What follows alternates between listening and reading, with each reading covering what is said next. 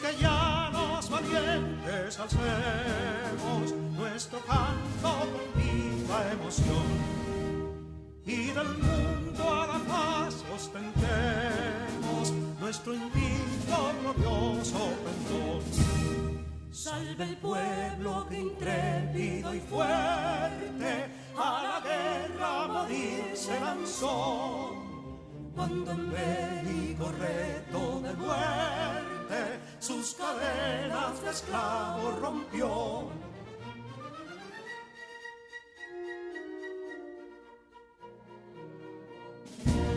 Ningún pueblo ser libre merece si es esclavo, indolente y servil. Si en su pecho la llama no crece, que templó el heroísmo viril, más que estrella la indómita y brava, siempre altiva la frente alzará, que si fuere mil veces esclava, otras tantas ser libre sabrá.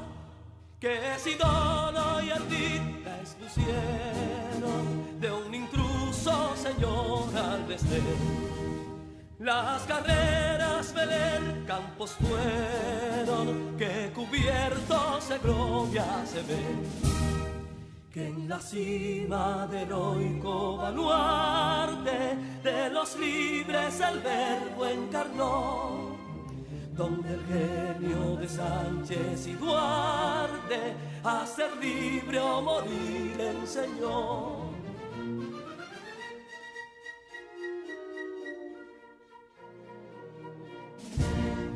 Y si pudo inconsulto caudillo de esas glorias el brillo empañar, de la guerra se vio en Capotillo la bandera de fuego ondear. Y el incendio que atónito deja de Castilla al soberbio león, de las playas gloriosas le aleja, donde flota el cruzado pendón.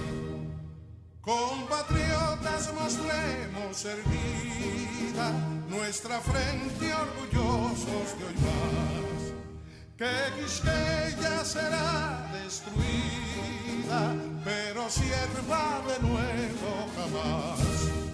Que santuario de amor cada pecho, donde la patria se siente vivir, y es su escudo invencible el derecho, y es su lema ser libre o morir.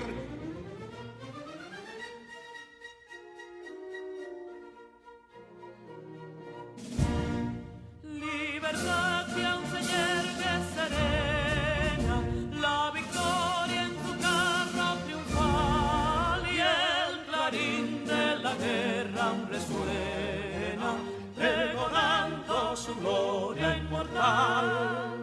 Libertad, que los ecos se agiten mientras llenos de noble ansiedad nuestros campos de gloria repiten: libertad, libertad, libertad.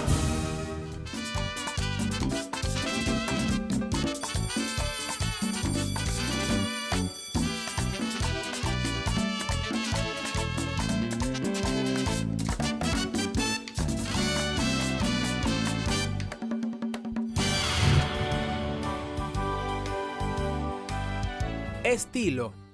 Se refiere al conjunto de rasgos peculiares que caracterizan a un artista, una obra o un período artístico y le confieren una personalidad propia y reconocible. También se puede definir como la manera de escribir o de hablar distintiva de un escritor o de un orador. Hablando de estilo, vamos a observar y analizar el siguiente texto visual. ¿Qué tipo de texto es, Neurona? Identifico que es un afiche. Así es, Neurona. Un afiche y con unas imágenes muy impactantes. Al observar detenidamente este texto, podemos analizar de manera literal un hombre con una boca abierta bruscamente, de la cual le sale un puño que aprieta o tira del cabello de una mujer.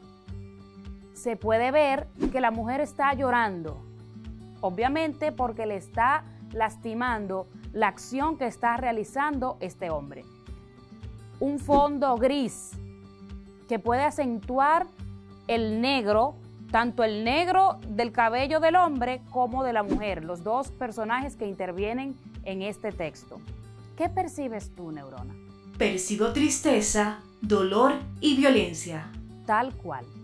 Esas son palabras claves en la mente del creador de este afiche, el cual pertenece a alguna campaña publicitaria contra la violencia intrafamiliar o la violencia contra la mujer. Partiendo de esto que estamos viendo en este texto, Neurona, ¿qué relación crees tú que existe entre esos dos personajes? Que pueden ser novios o esposos. Bien. Ahora, ¿cuáles temas están presentes en este texto? Yo puedo ver el machismo, la violencia contra la mujer y un subtema hay ahí. ¿Puedes identificarlo, ese subtema? El hombre con la boca abierta, el puño que sale.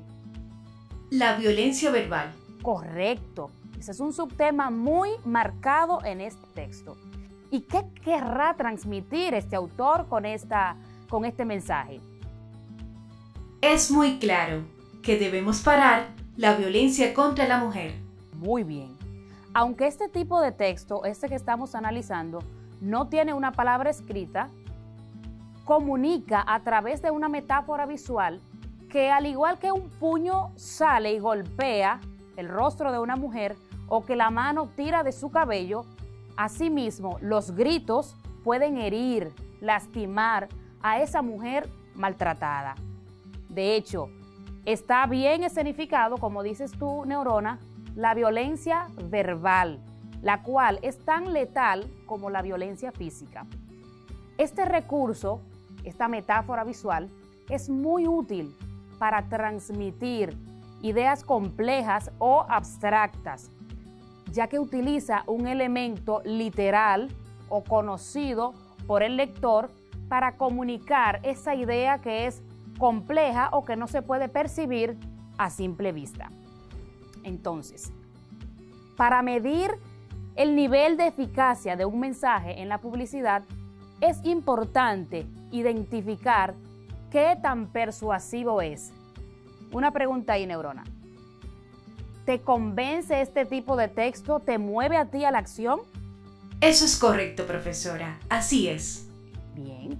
Este hecho se establece mediante emociones y actitudes y motivos que promueven a ese público objetivo a realizar una acción explícita o una conducta luego de recibir el mensaje. Como bien dijiste tú al principio, esto tiene que parar.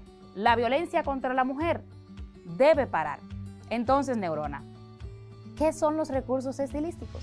Los recursos estilísticos son las diversas estrategias que utiliza el escritor para hacer más expresivo su mensaje y llamar la atención del lector, resaltando que el conjunto de estos recursos que utiliza el autor se llama estilo. Correcto. Expresividad, estilo para comunicar un mensaje. Entre esos recursos estilísticos, ¿recuerdas algunos? Así es. La comparación, la ironía, la metáfora y la personificación. Muy bien, Neurona. Y existen muchos otros. Por ejemplo, el símil o comparación consiste en establecer una similitud entre dos objetos y hace mucho hincapié en resaltar esas diferencias o resaltar también algún atributo en particular. Por ejemplo, en este caso, estamos viendo un afiche publicitario donde está comparando dos momentos. Cómo es el objeto antes de utilizar el producto y cómo quedó después de utilizar eso que se está vendiendo o intentando que el lector consuma. Otro recurso muy utilizado para crear textos persuasivos es la metáfora. Esta consiste en establecer una relación directa entre dos objetos. La particularidad de este recurso está en crear imágenes que van más allá de la realidad. Cabe resaltar que en la metáfora hay un elemento que es conocido, literal, y un elemento irreal, al cual se le atribuyen cualidades propias de ese elemento real. Por ejemplo, en el texto que estábamos analizando al principio, la metáfora es que el abuso verbal es igual de hiriente que el maltrato físico. El siguiente recurso es la hipérbole. La hipérbole consiste en la exageración de la representación visual del tamaño de los personajes y los objetos, de manera que la mirada del espectador se concentre en el objeto. Por ejemplo, en este que estamos viendo, se puede ver en pantalla cómo está exageradamente pequeño el personaje, mientras la mirada se concentra en la marca. Orientar. Esta acción hace referencia a situar una cosa en una cierta posición, a comunicar a una persona aquello que no sabe y que pretende conocer, o guiar a un sujeto hacia un sitio determinado. A propósito de esa palabra clave, orientar, todo lo que queremos requiere de una orientación, de seguir unas pautas, haciendo lo cual vamos a garantizar la consecución de unos objetivos previstos. En la clase de hoy vamos a tratar un tema sumamente importante que va a ser de gran utilidad en el resto de tus días. Vamos a hablar de la guía turística. Conoceremos su función, su estructura y algunos elementos relevantes que nos permitirán elaborar una guía turística. Asimismo, conocer y dar a conocer a otros sobre esos sitios turísticos que posee la República Dominicana. 5 destinos turísticos de la República Dominicana. Bienvenidos. Abran bien los ojos y afinen sus oídos para que no se pierdan ni un detalle. Este viaje está por comenzar. Vámonos a Montecristi. Montecristi es un lugar fascinante. Está ubicado en el noroeste de nuestro país. Sus paisajes, como la vista del Morro, son increíbles. Tiene un vistoso carnaval y sus fiestas patronales son una oportunidad para darle gusto a la fotografía. Y ahora, vámonos a Puerto Plata. Puerto Plata es una ciudad turística encantadora. Cuando gobernó el general Gregorio Luperón, se instaló ahí la capital de la República. A Puerto Plata se le conoce como la novia del Atlántico. Su clima, su vegetación abundante y sus hermosas casas de estilo victoriano la convierten en un lugar que no te puedes perder. Sigamos viajando. Vámonos a Samaná. Samaná es el nombre de la provincia, de la península y de la ciudad, acariciada por un mar que nos brinda el inigualable espectáculo de las ballenas jorobadas. Visitar sus arcos, sus iglesias y sus playas es un placer que se acompaña comiendo pescado al coco. Y ya que andamos de playa, vámonos a Bahía de las Águilas. Bahía de las Águilas forma parte del Parque Nacional Jaragua, protegido por su enorme valor ecológico. Su ecosistema y sus aguas, consideradas las más cristalinas del mundo, exigen un turismo responsable y sustentable. Está aquí, pero se parece al paraíso. Y para concluir este viaje, vámonos a la ciudad colonial de Santo Domingo.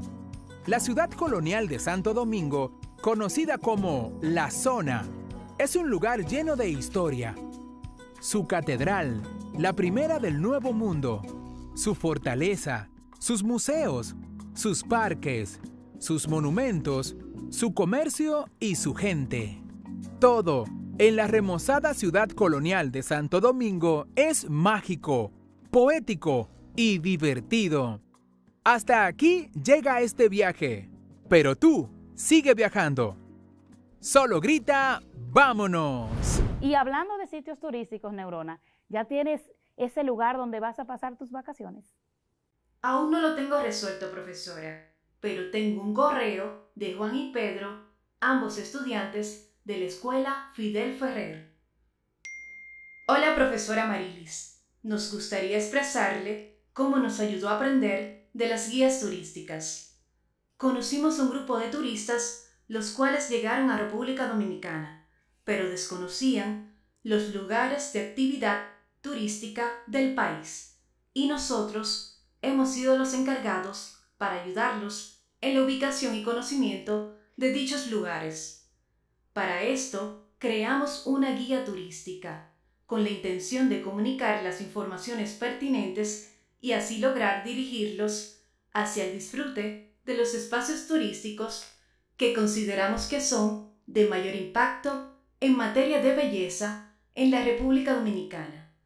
Muchas gracias. Seguimos con ansias de seguir aprendiendo. Un abrazo, Juan y Pedro. Chicos, gracias por compartir eso que están viviendo, porque de eso se trata, practicar los aprendizajes que vamos adquiriendo. Gracias, Pedro. Gracias, Juan. Y hablando de guía turística, vamos a ver el siguiente texto. Vamos a analizar esa guía turística. Lo primero que vemos en una guía turística es esa portada, una portada llamativa, con unos colores que armonizan con el texto y la imagen que se está proyectando o que se está promoviendo.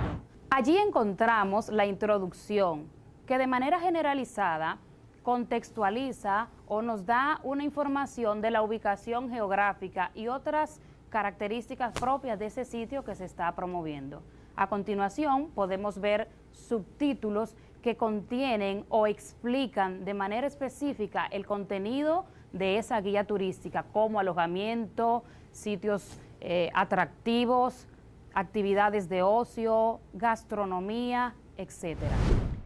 Y es que, como les dije al principio, la guía turística es un texto que nos va a servir para toda la vida. Podemos utilizarlo en cualquier circunstancia que amerite de ofrecer, informar sobre un sitio turístico, que tenemos muchos en la República Dominicana, y darlo a conocer y disfrutarlo también. Electricidad es un conjunto de fenómenos producidos por el movimiento e interacción entre las cargas eléctricas positivas y negativas de los cuerpos físicos. Es decir, la electricidad es una fuerza que resulta de la atracción o repulsión entre las partículas que contienen carga eléctrica positiva y negativa, y se puede manifestar tanto en reposo, estática, como en movimiento. El término también hace referencia a la rama de la física que estudia este tipo de fenómenos eléctricos.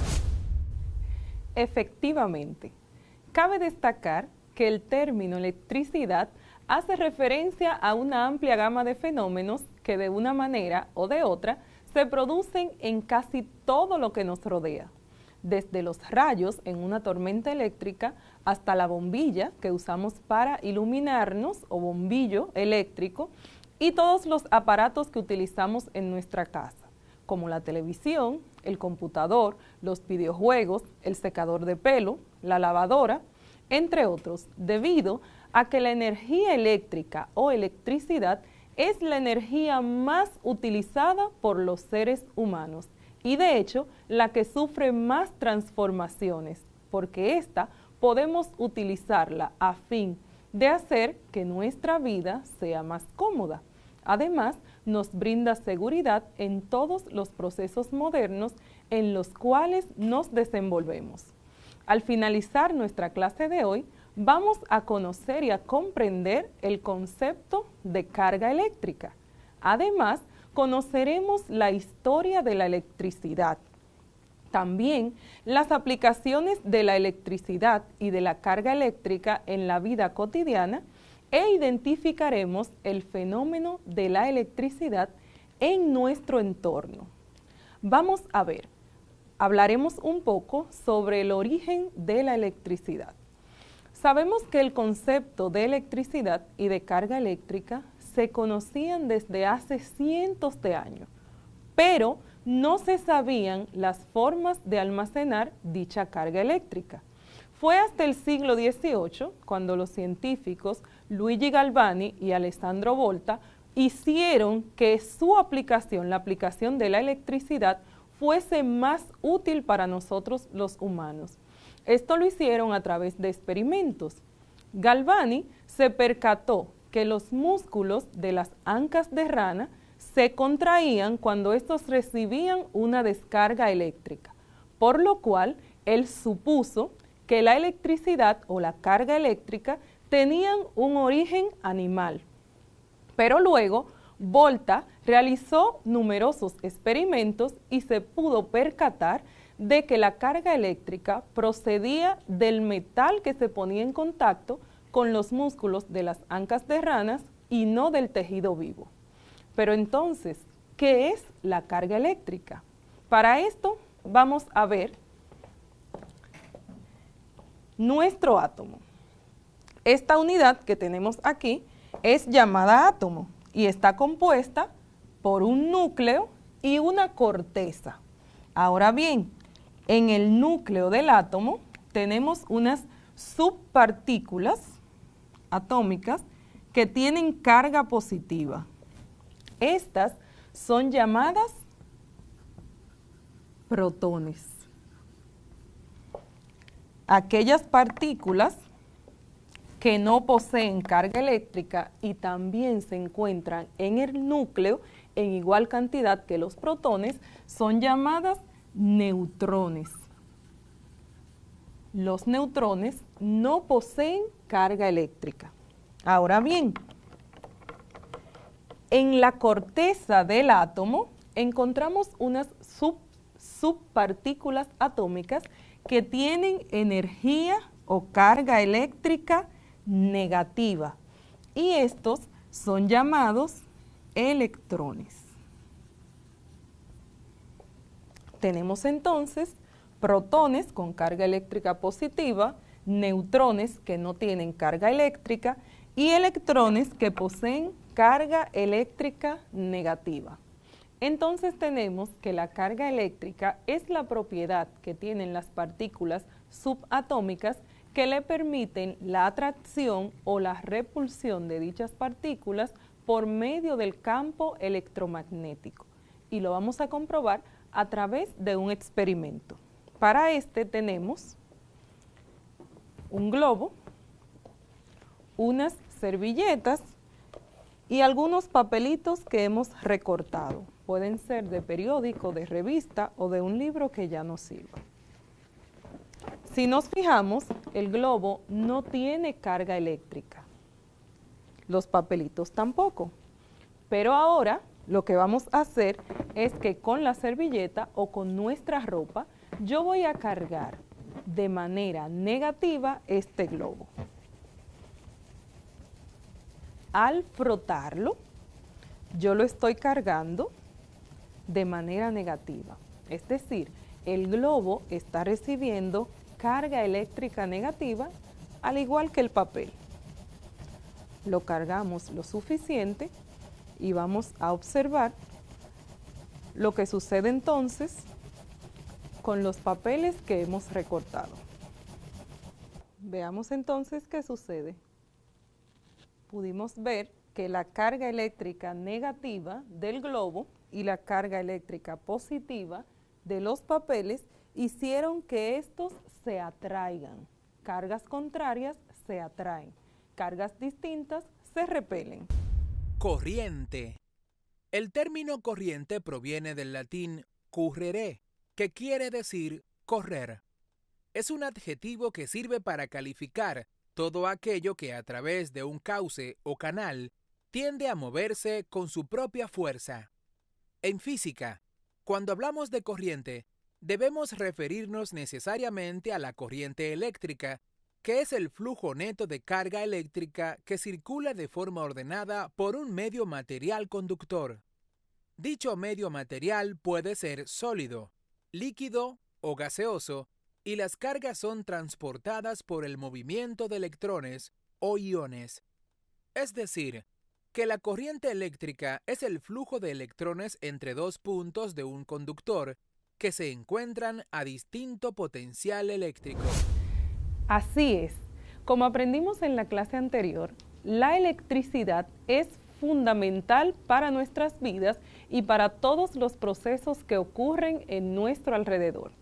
Si podemos ver, los aparatos y dispositivos electrónicos que utilizamos están conectados a través de una red eléctrica, las cuales utilizan cables que transportan la corriente eléctrica desde las centrales de electricidad o centrales hidroeléctricas hasta nuestras casas o los lugares donde nos desenvolvemos.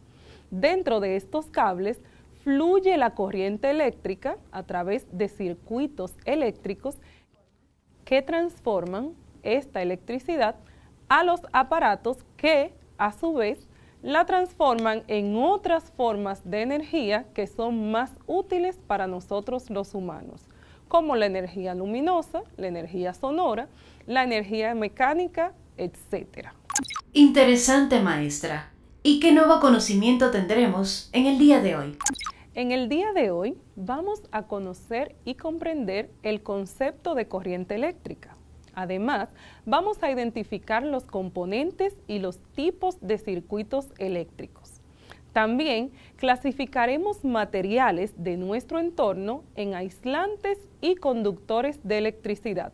Y lo más importante, vamos a aplicar los conocimientos adquiridos a nuestra vida cotidiana. Sabemos que el descubrimiento de la forma de generar electricidad o energía eléctrica de una manera masiva trajo como consecuencia un sinnúmero de instrumentos y maquinarias que funcionan mediante la electricidad. La principal importancia que ha aportado la energía eléctrica a la humanidad es el alumbrado. Y luego, entonces, todos los procesos industriales como los motores eléctricos y la metalurgia, y en el caso de la comunicación, el teléfono y la radio. Como dijimos al principio, la corriente eléctrica consiste en un conjunto de cargas eléctricas que se mueven de forma ordenada, desde los lugares donde hay energía negativa hasta donde hay carga positiva. La intensidad de la corriente eléctrica, entonces, es la carga que atraviesa una sección del conductor en una unidad de tiempo. Y tenemos que esta intensidad de corriente eléctrica se puede calcular a través de la siguiente fórmula. La intensidad será igual a la carga eléctrica entre el tiempo. Y en el sistema internacional, esta intensidad de corriente eléctrica se mide en amperios a través de un aparato que se llama amperímetro. Este amperio es igual a un columbio entre un segundo, es decir, la carga eléctrica entre la unidad de tiempo. Vamos entonces a realizar el siguiente ejercicio. ¿Cuál es la intensidad de la corriente eléctrica que pasa por un cargador de celular si recibe una carga de 4.800 columbios durante un periodo de 2 horas? Vamos a sacar los datos. Tenemos la intensidad de corriente eléctrica, la carga y el tiempo. Como no conocemos la intensidad de la corriente eléctrica, le colocamos un signo de interrogación. La carga eléctrica tiene un valor de 4.800 columbios y el tiempo equivale a 2 minutos. Como lo necesitamos en segundos, entonces lo convertimos. 2 minutos es igual a 120 segundos, ya que cada minuto está compuesto de 60 segundos. Vamos entonces a sustituir cada variable por su valor y a realizar la operación matemática. Esta es la fórmula. Tenemos que la intensidad de corriente eléctrica es igual a la carga entre el tiempo. La carga eléctrica en nuestro ejercicio equivale a 4.800 columbios. Y el tiempo, 2 minutos, que serían 120 segundos. Neurona, si yo divido 4.800 entre 120, ¿cuál es el resultado? 40. Así es.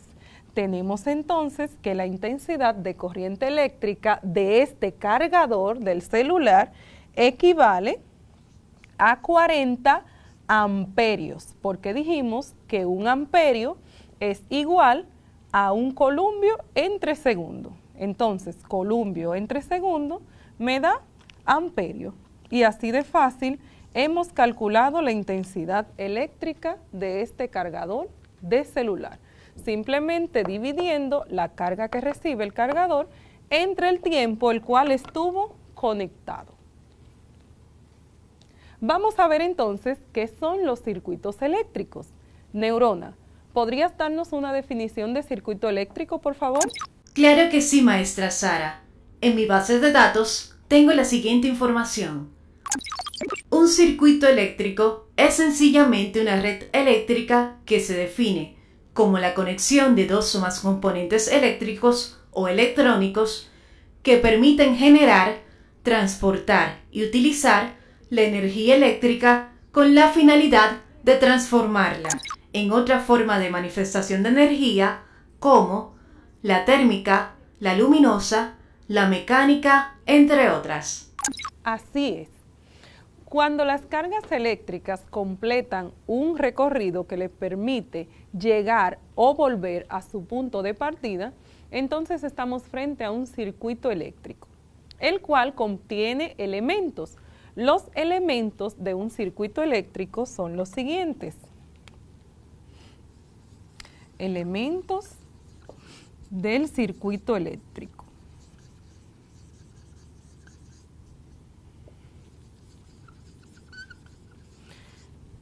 Son un generador. El generador consiste en la fuente desde donde se produce la energía eléctrica. Luego tenemos entonces los conductores o conductor, que estos son los cables o hilos por donde circulan los electrones, impulsados por el mismo generador. Aparte de esto, tenemos también el interruptor,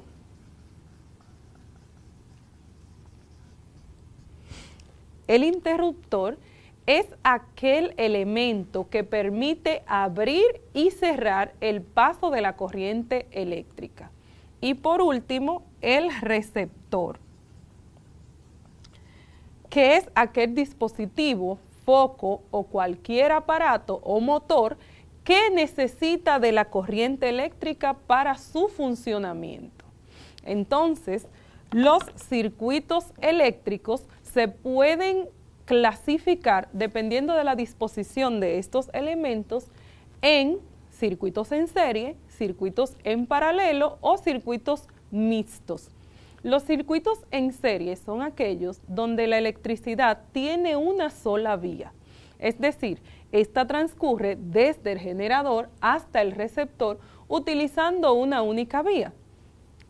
Los receptores se colocan uno a continuación del otro, por lo cual si uno de estos receptores falla, se daña o se desatornilla, la corriente eléctrica se interrumpe de modo que los demás receptores no podrán recibir corriente eléctrica y por lo cual dejarán también de funcionar aunque estén en óptimas condiciones. Un ejemplo de circuito eléctrico en serie son las luces navideñas. Si te fijas, si desconectas una de las luces, la extensión navideña en gran parte se ve afectada. porque es un circuito en serie. Ahora bien, los circuitos en paralelo, en la electricidad tiene más de una vía por donde circular o desplazarse.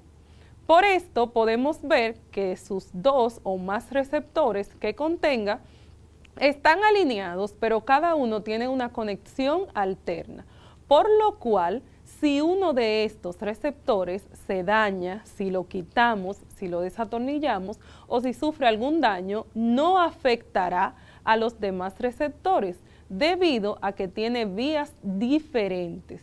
Un ejemplo de esto son las luces de nuestras casas, las luces del automóvil, que si nos fijamos, cada una tiene un interruptor distinto y, por ejemplo, si se daña la luz de la cocina, no afecta a la luz de otra parte de la casa. Y los circuitos mixtos son aquellos donde se combinan conexiones en serie y en paralelo.